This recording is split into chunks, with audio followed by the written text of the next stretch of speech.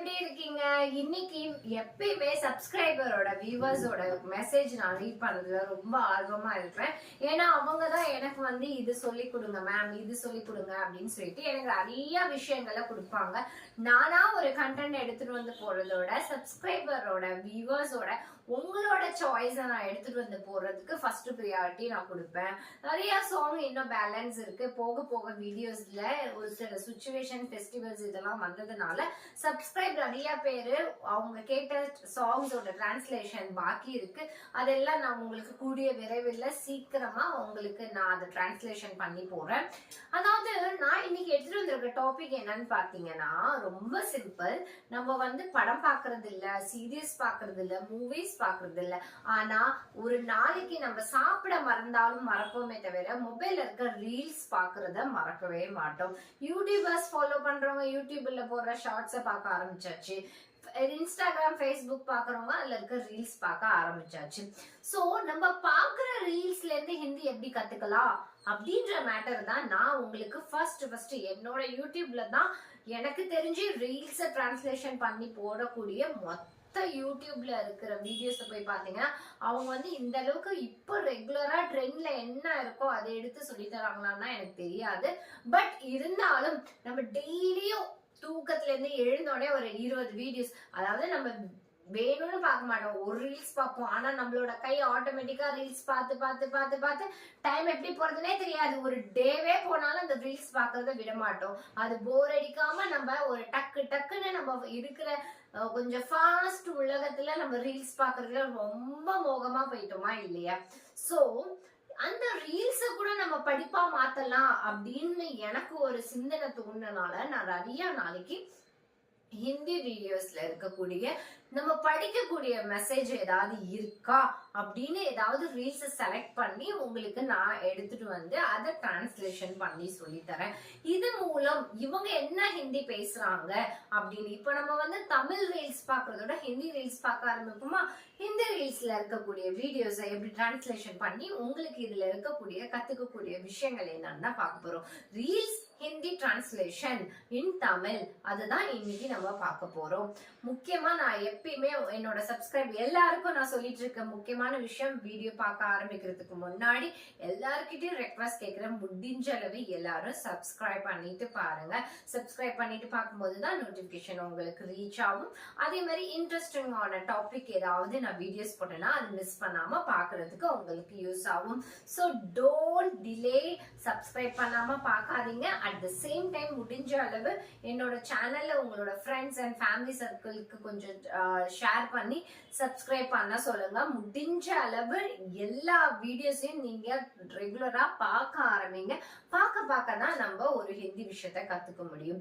சரி, எனக்கு ஹிந்தி பேச யாருமே துணைக்கு இல்ல, நான் எப்படி ஹிந்தி கத்துக்க முடியும் அப்படின்னு என்னதான் யூடியூப் வீடியோஸ் பார்த்தாலும் என்னால ஹிந்தி பேச முடியல அப்படின்னு யாராவது உங்கள யாராவது இருந்தீங்கன்னா உங்களுக்காக நான் டெய்லியும் அதாவது வீக்லி ஒரு ட்வைஸ் ஆகுது நான் உங்களுக்கு என்டர்டைன்மெண்ட் சேனல், என்டர்டைன்மெண்ட் லெசனா உங்களுக்கு நான் வந்து நம்ம டெய்லியும் பார்க்கக்கூடிய ரீல்ஸ்ல இருந்து நான் எடுத்துட்டு வந்து சொல்லி கொடுக்க போற ரீல்ஸ் என்னன்னு பாத்தீங்கன்னா, இதுல இருக்க மேட்டர் என்னன்னு பாத்தீங்கன்னா, இதுல நம்ம என்ன கத்துக்க போறோம் அப்படின்னு பாத்தீங்கன்னா, ஒரு கார் வந்து எப்படி சேல்ஸ் பண்றாங்க, எப்படி இன்கம் டாக்ஸ் பண்றாங்க, இதெல்லாம் ஜெனரல் டாபிக். இது அப்படியே நம்ம அப்புறமா நான் எக்ஸ்பிளைன் பண்றேன். இப்போ இதுல இருந்து கத்துக்க போற வேண்டிய ஃபர்ஸ்ட் லெசன் என்ன அப்படின்னு பாத்தீங்கன்னா, நம்பர்ஸ் நேம் ரெகுலரா பேசும்போது எப்படி யூஸ் பண்ணணும், அதுதான் மெயின் சப்ஜெக்ட். இன்னைக்கு உடைய சப்ஜெக்ட் என்னன்னு பாத்தீங்கன்னா, இன்னைக்கு நான் எடுத்துட்டு வந்திருக்க டாபிக் ரெகுலரா ஹிந்தி பேசக்கூடியவங்க கிட்ட இருந்து எப்படி ஹிந்தி லேர்ன் பண்றது, அவங்களோட ப்ரொனன்சியேஷன், அவங்களோட வே ஆஃப் லாங்குவேஜ், அவங்களோட வே ஆஃப் பாடி லாங்குவேஜ்,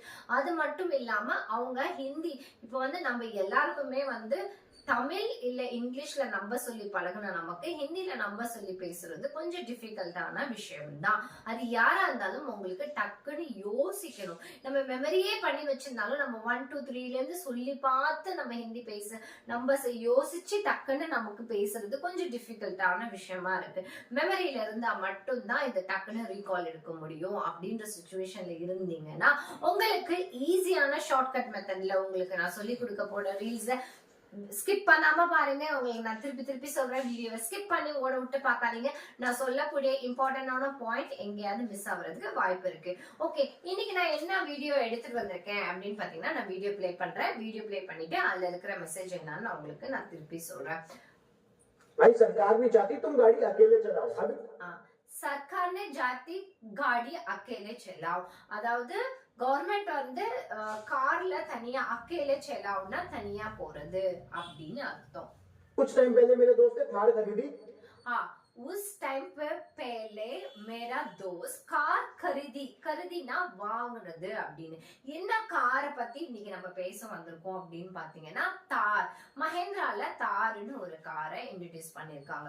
அதோட ரேட் பாத்தீங்கன்னா, நான் லாஸ்ட் லெசன்ல நான் நேத்திக்கு என்ன சொல்லி கொடுத்தேன் அப்படின்னா, மெஹங்கா அப்படின்னு ஒரு வார்த்தை சொல்லி கொடுத்தேன். அதுக்கான பிராக்டிக்கல் வீடியோல இன்னைக்கு நம்ம பார்க்க போற விஷயம் என்னன்னு பாத்தீங்கன்னா, மெஹங்கானா ரொம்ப ஜாஸ்தியா இருக்கு, சஸ்தானா கம்மியா இருக்கு, மெஹங்கானா ஜாஸ்தியா இருக்கு. பிராக்டிக்கல் லைஃப்ல நம்ம எப்படி ஹிந்தி பேசுறதுக்கு எந்த இடத்துல அந்த மெஹங்கா சஸ்தா இதெல்லாம் யூஸ் பண்ணணும் அப்படின்றதுக்காக எக்ஸாம்பிளுக்காக தான் இந்த வீடியோ எடுத்துட்டு வந்திருக்கேன். நேத்திக்கு பார்த்த வீடியோஸோட கண்டென்ட் ரிலேட்டடா இன்னைக்கு நான் எடுத்துட்டு வந்திருக்க விஷயம் என்னன்னு பாத்தீங்கன்னா, மஹேந்திரால தார் கார் அப்படின்னு ஒண்ணு ரிலீஸ் பண்ணிருக்காங்க. அத பத்தின ஒரு இன்ஃபர்மேஷன் தான் இன்னைக்கு நம்ம டீட்டெயிலா பார்க்க போறோம். வீடியோ ரொம்ப இன்ட்ரெஸ்டிங்கா இருக்கும். இந்த தார் காரை பத்தி மஹேந்திரால என்ன ரீல்ஸ்ல என்ன கமெண்ட் கொடுத்திருக்காங்க அப்படின்ற விஷயத்தை தான் பார்க்க போறோம். उस पे टैक्स देख के मेरा दिमाग फट गया. उसके टैक्स देख के मेरा दिमाग फट गया அப்படின்னா எனக்கு தலையே சுத்திருச்சு. அந்த காரோட டாக்ஸ கேட்டு கேட்டு என் தலை சுத்திருச்சு.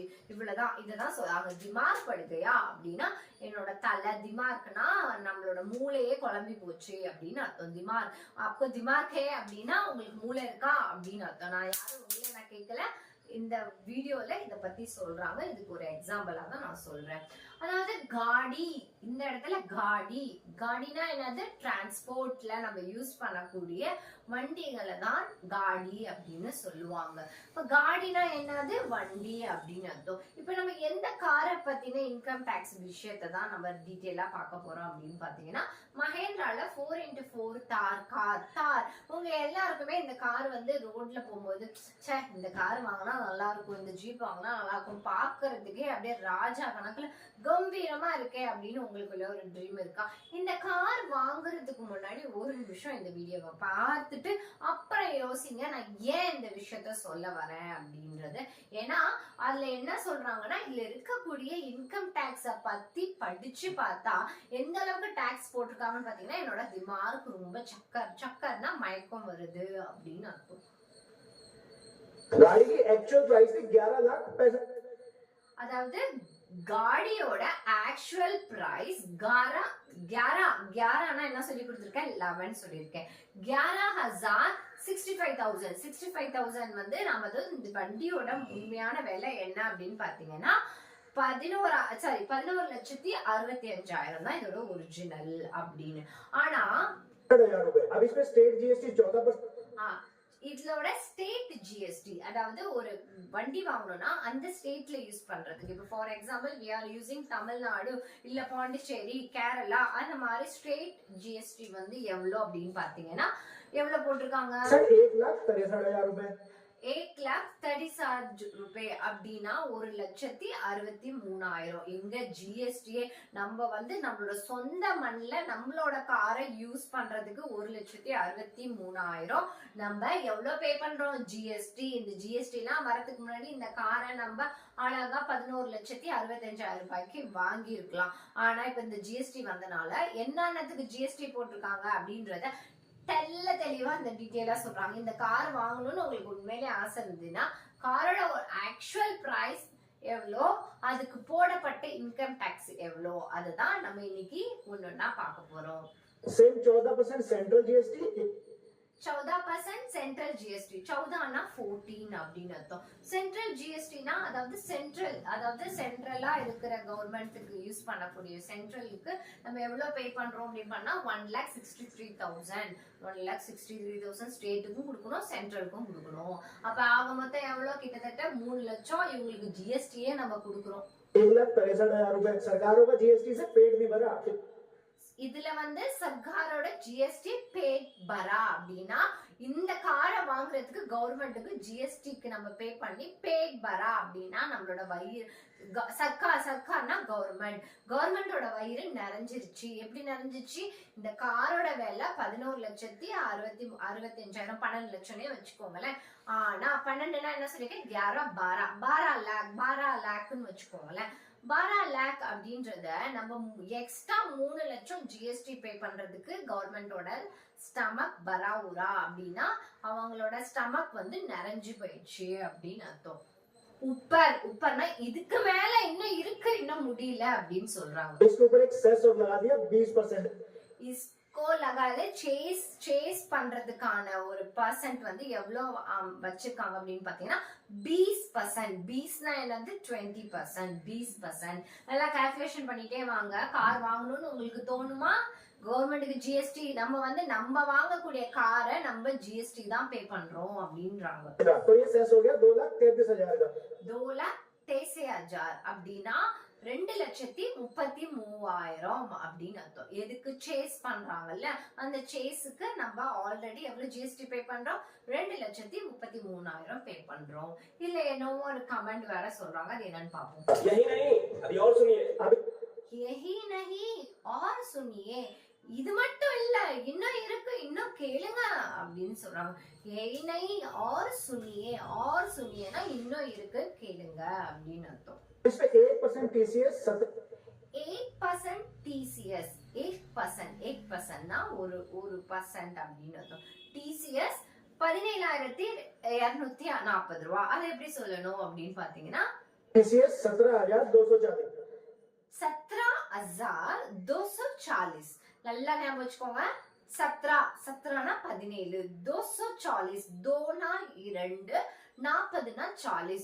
17,240. 17,240. 17,240 ரூபாய் எப்படி ஹிந்தில சொல்லணும்? 17,240. इसमें लग रहा होगा चलो इसमें लगा हुआ चलो. இதெல்லாம் பண்ணியாச்சு. ஓகே, இதுக்கு அடுத்தது என்ன அப்படின்னு பாத்தீங்கன்னா இது மட்டும் இதோட இந்த காரோட விலை முடியல, இன்னும் இருக்கு என்னன்னு சொல்றாங்கன்னு கேட்போம். रोड टैक्स कौन देगा मेरे भाई? अरे भाई इसमें रोड टैक्स कौन देगा அப்படின்னா அரே பாய் அப்படின்னா என்ன என்ன இன்னும் இருக்கு, நம்ம ரோடு டாக்ஸ் யாரு கொடுப்பா அப்படின்னு. இன்னும் இருக்கு, ரோடு டாக்ஸ் யாரு கொடுப்பா அப்படின்னு. ரோடு டாக்ஸ் எவ்வளோ? 2,19,000 का. 2019,000 का. 2019,000 கானா எவ்வளோ? 2,19,000. எதுக்கு பே பண்றோம்? நம்ம வாங்குற காரை ரோட்ல ஓட்டிட்டு போறோம் பாத்தீங்களா, அந்த ரோட் டாக்ஸுக்கு. ஒரு காரை தெரியாதனமா வாங்கிட்டேன் நான், ரோடுகள்லாம் டாக்ஸ் எவ்வளவு பே பண்றீங்க? அந்த ஒரு காரை அந்த காரை நீங்க ஒரு வருஷத்துக்கு மிஞ்சி போனா டெய்லியும் ஒரு 1/2 மணி நேரம் ஓட்டிருப்பீங்களா? இல்ல ஒரு வருஷத்துக்கு 10 தடவை தான். நிறைய பேர் பிக்னிக் போறதுக்காக மட்டும் யூஸ் பண்றவங்களா இருப்பாங்க. அப்படி யூஸ் பண்றதுக்கு நீங்க பர்சனலா டாக்ஸ் எவ்வளவு பே பண்றீங்க அப்படின்னா 19,000னா 19,000. சாரி 2 lakh, அதாவது 2,19,000. 2,19,000. इसमें इंश्योरेंस भी ऐड कर ले. हाँ, இதுல இன்சூரன்ஸும் விட்டு போயிருக்குமா? அந்த இன்சூரன்ஸ் தானே வேணும். முன்னாடி இந்த டாக்ஸே எதுவுமே கிடையாது. காரு இன்சூரன்ஸ் இது மட்டும் தானே பே பண்ணுவோம். இப்போ இன்சூரன்ஸ்க்கு எவ்வளோ அப்படின்னு பாத்தீங்கன்னா இன்சூரன்ஸ் அப்ராக்சிமேட்லி 1 lakh, அதாவது 1 lakhன்றது 8 lakh. அதுதான் சொல்ல போறோம். 11,65,000 की गाड़ी तो मैं அதாவது 11,240. அதாவது என்னன்னா நீங்க மொத்தம் இந்த டாக்ஸ் எல்லாம் ஆட் பண்ணீங்கன்னா நீங்க மொத்தம் எவ்வளவு சேர்க்கிறீங்க? 20,60,240. ஒரிஜினல் பிரைஸ் என்ன? 11,65,000. இதுதானே அவங்க குறிப்பிட்டது.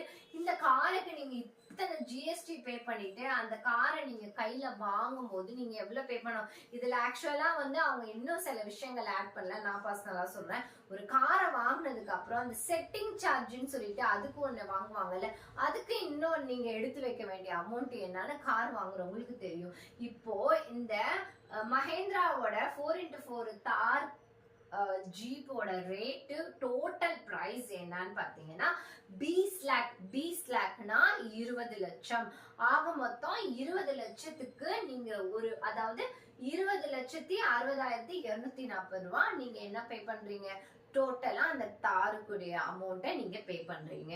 இன்னும் முடியல, இன்னும் இருக்கு, என்ன சொல்றாங்கன்னு கேட்போம். पड़ रही है 21 लाख रुपए की। 2 गाड़ियों के दाम पे एक गाड़ी मिल रही है। हाँ, 2 गाड़ियों पे कार पे एक गाड़ी ले रही है அப்படின்னா 2 காரோட விலைக்கு நீங்க ஒரு கார் வாங்குறீங்க. எதுக்கு பே பண்ணி? ஜிஎஸ்டி பே பண்ணி. அதாவது இந்த ரிமோட் 10 ரூபாய், ஆனா நீங்க வாங்கும் போது 20 ரூபாய். அப்ப 10 10 20 ரூபாய். இந்த கணக்கு தான், நல்லா புரிஞ்சுக்கோங்க. இந்த கார் வாங்கணும்னு நீங்க நினைச்சீங்கன்னா நீங்க ஒரு காரோட விலைய 2 காரோட சேர்த்து 2 கார், அதாவது 2 காரை ஒரு கார்ல அமௌண்ட்டை போட்டு நீங்க வாங்குறதா அர்த்தம். இதோட டிரான்ஸ்லேஷன் இந்த வீடியோல இதுதான் சொல்ல வராங்க. இப்போ உங்களுக்கு புரிஞ்சிருக்கும்னு நினைக்கிறேன். திரும்பி இதுல என்ன சொல்றாங்க கேட்டுட்டு இந்த வீடியோ திரும்பி ரிப்பீட் பண்ணலாம். उस 21 लाख कमाने के लिए 30% हाँ, 30 लाख कमाने के लिए 30% इनकम टैक्स. இது பத்தாதுன்னு 30%, 30னா என்னது? 30%, 30% இன்கம் டாக்ஸ். இதுக்கு வந்து நீங்க எவ்வளவு இன்கம் டாக்ஸ் பே பண்றீங்க? 30%. 30% எப்படி ஹிந்தில சொல்லணும்? 30%. इनकम टैक्स दिया होगा वो अलग फिर तो हाँ, இது மட்டும் இல்ல, இன்கம் டாக்ஸ் अलग या वो अलग. उसके बाद ரோட் டாக்ஸ், அது இல்லாம டோல் டாக்ஸ். இவ்ளோ பே பண்ணதுக்கு அப்புறமும் உங்களை விடுமா அந்த கவர்மெண்ட்? நஹி. என்ன சொல்றாங்க? நம்ம வந்து ஒரு இடத்துல இருந்து ஒரு இடத்துக்கு போறதுக்கு இப்ப ரீசெண்டா ரோடுக்காக டோல் டாக்ஸ் அப்படின்னு ஒண்ணு அறிவிச்சிருக்காங்க. அதுக்கு நீங்க இயர்லி டோல் டாக்ஸ் வாங்கிக்கலாம், இல்ல மந்த்லி வாங்கிக்கலாம், இல்ல நீங்க போகும்போது டோலுக்கு டாக்ஸ் பே பண்ணிட்டு போறீங்க. இந்த டாக்ஸையும் யாரு பே பண்றா? காரு 20 லட்சத்துக்கு வாங்கினதுக்கு அப்புறமும் கிட்டத்தட்ட 25,000 லட்சம் வருதுன்னு வச்சுக்கோங்களேன். அந்த செட்டிங்ஸ், அந்த ஃபிட்டிங்லாம் மாட்டினதுக்கு அப்புறம் ஒரு கார் முழுசா ரெடி ஆகி உங்க கைக்கு வருதுன்னு வச்சுக்கோங்களேன்.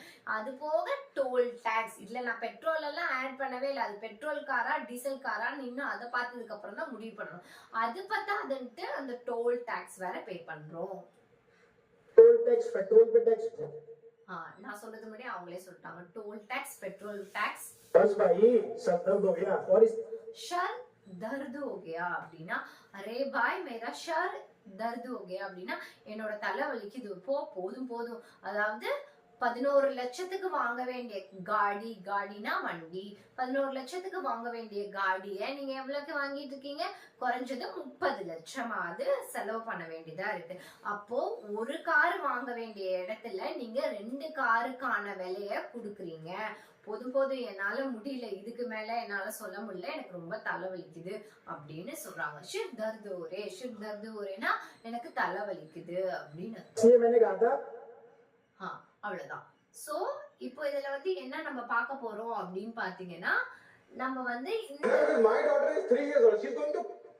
இப்ப இதுல என்ன பார்க்க போறோம் அப்படின்னு பாத்தீங்கன்னா, தார் கார் வாங்குறதுக்கு முன்னாடி என்னோட வீடியோல நான் சொல்லக்கூடிய இன்கம் டாக்ஸ் விஷயங்கள்லாம் ஓரளவுக்கு ரிவைஸ் பண்ணி பாத்தீங்கன்னா, அந்த காரை வாங்கணும்னு தோணுமா, வாங்க கூடாதுன்னு தோணுமா? கண்டிப்பா வாங்க கூடாதுன்னு தானே தோணும். நம்மளோட ஆசைகள் எல்லாம் கொஞ்சம் தள்ளி வச்சுட்டு இந்த காரை வாங்கலாமா வாங்க வேண்டாமான்றது உங்களோட பர்சனல் டிசிஷன். இதுல நான் தலையிட விரும்பல. இதுல இருந்து நம்ம என்ன கத்துக்கிட்டோம் அப்படின்னு பாத்தீங்கன்னா, நம்ம கத்துக்க வேண்டிய விஷயம், ஒரு நாலேஜ் வேணும். ஒரு விஷயம் வாங்குறதுக்கு முன்னாடி ஹிந்தில நிறைய விஷயம் நம்ம தெரிஞ்சுக்க வேண்டியது இருக்கு. இதே காரை இவ்வளோ டீட்டெயில்ஸ் நீங்க வந்து நார்த்ல போய் செட்டில், இந்த வீடியோ நான் போட்டதுக்கு ரீசனே என்ன பாத்தீங்கன்னா, நிறைய தமிழ் பீப்புள் வந்து நார்த்ல இல்ல ஃபாரின்ல போய் செட்டில் ஆனவங்க இருப்பாங்க. இப்ப நார்த்ல போய் செட்டில் ஆனவங்களுக்கு இவ்வளோ பர்சன்டேஜ் எனக்கு இந்த விஷயத்துல இருக்கா அப்படின்ற ஒரு நாலேஜ் தெரிஞ்சுக்கணும் அப்படின்றதுக்காக, நாலேஜ் பர்பஸ்க்காக நான் எடுத்துட்டு வந்தேன். செகண்ட் திங் நம்ம கத்துக்கிட்ட விஷயம் என்ன அப்படின்னு பாத்தீங்கன்னா, நம்ம அமௌண்ட்ஸ் எல்லாமே 70,000, 11,000, 12,000, 12 लाख, 20%, 30%, இது மாதிரி ஹிந்தில ஒருத்தவங்க பேசக்கூடிய ரீல்ஸை நம்ம ரிப்பீட்டடா கேட்க இன்னைக்கு நான் எடுத்த வீடியோல உங்களுக்கு 100% அந்த அமௌண்ட் எல்லாம் ஹிந்தில எப்படி சொல்லணும் அப்படின்றது ஓரளவுக்கு விளக்கம் புரிஞ்சிருக்கும். இருந்தாலும் அதை ரிப்பீட்டடா நம்ம லைஃப் ஸ்டைல்ல திருப்பி கேட்கணும். 20,000, 20 लाख, 30 लाख, 40,000, 40 50 இது மாதிரி நம்ம திருப்பி நம்ம லைஃப்ல அந்த வார்த்தையை நம்ம திரும்பி கேட்க முயற்சி பண்ணணும். அப்பதான் 20 ரூபானா நம்ம 1 2 3 4 5 எண்ணி 20 ரூபாய்க்கு நம்ம வந்து 20 ரூபானா 20 rupees அப்படின்னு நம்ம கால்குலேஷன் பண்ணலாம். 20 ரூபானா 20 ரூபா நமக்கு தெரியும்ல. ஆனா அதே வந்து 20,000 அப்படின்னு சொல்லிட்டீங்கன்னு வச்சுக்கோங்களேன். பீசஸானா பீஸ் எங்கேயோ படிச்சிருக்கோம், ஆனா அது என்ன நம்பர்னு தெரியல அப்படின்னு பேசிக் லெவல்ல இருக்கிற ஹிந்தி ஸ்டூடெண்ட்டுக்கு கண்டிப்பா ஒரு நிமிஷம் பீஸ்னா என்னன்னு ஒரு நிமிஷம் உங்க மூலையே யோசிச்சு ரிமைண்ட் பண்ணி கேட்டு பாப்பீங்கல்ல. அந்த மாதிரி கேட்காம இருக்கணும். உங்க லைஃப்ல வந்து ஹிந்தி லாங்குவேஜ் பேசும்போது ஹிந்தில இருக்கக்கூடிய நம்பர்ஸை கேட்டு கேட்டு பழகதான் பீஸ்னா 20, தீஸ்னா 30 அப்படின்ற விஷயம் உங்களுக்கு ரிப்பீட்டடா கேட்கும். 1000, 11, 12 இந்த மாதிரி நம்பர்ஸ் எல்லாம் நம்ம ரிப்பீட்டடா நம்ம ரீல்ஸ் மூலம் கேட்டு தெரிஞ்சுக்கலாம். அதே மாதிரி நான் வந்து ஒரு ரீல்ஸை எடுத்துட்டு வந்து போடுறதுக்கு ரீசன் என்னன்னா, நம்ம ஹிந்தி ரீல்ஸை பார்க்க மாட்டோம். ஒரு வீடியோ பார்ப்போம், 2 வீடியோ பார்ப்போம், அதுக்கப்புறம் நமக்கு புரியாம கூட போகும். இனிமே உங்களை நான் வந்து என்கரேஜ் பண்றேன். நீங்க என்டர்டைன்மெண்டா பார்க்கக்கூடிய விஷயங்கள் எல்லாத்தையுமே நம்ம ஸ்டடி மெட்டீரியலா மாத்திக்கணும் அப்படின்றதுக்காக, ஃபார் எக்ஸாம்பிளுக்காக தான் நான் ஒவ்வொரு ரீல்ஸ் வீடியோஸ் நான் எடுத்துட்டு வந்து நான் உங்களுக்கு போறதுக்கான ரீசன் அதுதான். ஸோ அதனால நீங்க யாரும் மிஸ் பண்ணாம ரிப்பீட்டடா பாருங்க. சோஷியல் மீடியால போனீங்கன்னா இது மாதிரி வீடியோஸ் உங்களுக்கு நிறைய கிடைக்கும். இந்த வீடியோவை நான் சென்ட் பண்ணணும்ன்ற எந்த ரீசனும் கிடையாது. சோஷியல் மீடியால போயிட்டு நீங்க ரீல்ஸ்ல போயிட்டு இந்த மாதிரி சர்ச் பண்ணீங்கன்னா உங்களுக்கு கிடைக்கும். சப்போஸ் கிடைக்கல அப்படி இல்லைன்னா டோன்ட் வரி, கீழே கமெண்ட் செக்ஷன்ல என்ன காண்டாக்ட் பண்ணுங்க. உங்களுக்கு இந்த ரீல்ஸா பர்சனலா உங்களோட நம்பரை எனக்கு நீங்க கமெண்ட் செக்ஷன்ல டயல் பண்ணுங்க. உங்களுக்கு இந்த வீடியோவை நான் அனுப்புறேன். ஏன்னா பிராக்டிஸ் பண்றதுக்கு யூஸ் பண்ணிக்கோங்க. ஏதோ நம்ம ஜஸ்ட் லைக் தட் இந்த வீடியோவை பார்த்து ஒரு விஷயத்த கத்துக்கிட்டு அதோட விட்டுட்டு போவாம பிராக்டிஸ் செக்ஷன்ல இருங்க. ஹிந்தியை பொறுத்த வரைக்கும் பிராக்டிக்கலா எந்த அளவுக்கு நம்ம பேச ஆரம்பிக்கிறோமோ, புரிஞ்சுக்க ஆரம்பிக்கிறோமோ, செவி வழியா நம்ம எவ்வளவுக்கு கேட்க ஆரம்பிக்கிறோமோ அந்த அளவுக்கு உங்களுக்கு ரீச் நல்லாவே கிடைக்கும். உங்களோட பெட்டர் இம்ப்ரூவ்மெண்ட் உங்களுக்கு சீக்கிரம் வேணும் அப்படின்னு நினைச்சீங்கன்னா கொஞ்சம் எக்ஸ்ட்ரா ஹார்ட் ஒர்க் பண்ணுங்க. அவ்வளவுதான் விஷயம். இன்னைக்கு பார்த்த வீடியோஸ்ல நம்ம எதை கத்துக்கிட்டோமோ இல்லையோ, சர்க்கார் கவர்மெண்ட் ஜிஎஸ்டில எந்த அளவுக்கு மக்களோட பணத்தை கொள்ளையடிக்கிறாங்க அப்படின்ற விஷயத்த கத்துக்கிட்டோம். உண்மையிலே இதுக்கு முன்னாடி வாழ்ந்த மக்கள் எந்த அளவுக்கு சுதந்திரமா வாழ்ந்தாங்களோ, சுதந்திர இந்தியாவில நம்மளோட காசு கொடுத்து வாங்கினது பத்தாதுன்னு நம்ம ஒரு காரோட விலைய இன்னொரு காருக்குரிய விலையும் சேர்த்து 2 மடங்கா பே பண்ணி நம்மளோட சொந்த காரை இந்த ரோட்ல ஓட்டிட்டு போறதுக்கு சுதந்திர மண்ல நமக்கு உரிமை கிடையாது. இந்த மாதிரி இன்கம் டாக்ஸ்ன்ட்டு கார் வாங்கணும்ன்ற ஆசையே நமக்கு இல்லாம போறதுக்கு காரணம் என்ன? கார் வாங்குறதோடைய அமௌண்ட்டை நம்ம டபுள் மடங்கா இன்கம் டாக்ஸ் பே பண்றதுனாலதான். ஆக்சுவலா இதோட வர்த் என்னன்னு பாத்தீங்கன்னா 11 lakh 12 lakhனே வச்சுக்கோங்களேன். ஆனா நம்ம வாங்கின கார் கைக்கு வந்தப்போ எவ்வளவு வந்துருச்சு? கிட்டத்தட்ட 25 லட்சம் 30 லட்சம் நம்ம எல்லாம் சேர்த்து வந்து அதுக்கு மாசம் பெட்ரோல் போறதுக்கு எல்லாத்தையும் யோசிச்சு பாத்தீங்கன்னா அந்த கார் வாங்கணும்ன்ற போது தலை சுத்துது அப்படின்னு. இதுல கவர்மெண்ட் எந்த அளவுக்கு ஜிஎஸ்டில கொள்ளடிக்கிறாங்க அப்படின்ற விஷயத்த ஒருத்தர் வீடியோவா போட்டிருந்தாங்க. அது ஹிந்தில இருந்ததை நான் உங்களுக்கு டிரான்ஸ்லேஷன் பண்ணி எக்ஸ்பிளைன் பண்ணதுக்கு அப்புறம் உங்களுக்கு எல்லாம் புரிஞ்சிருக்கும்னு நினைக்கிறேன்.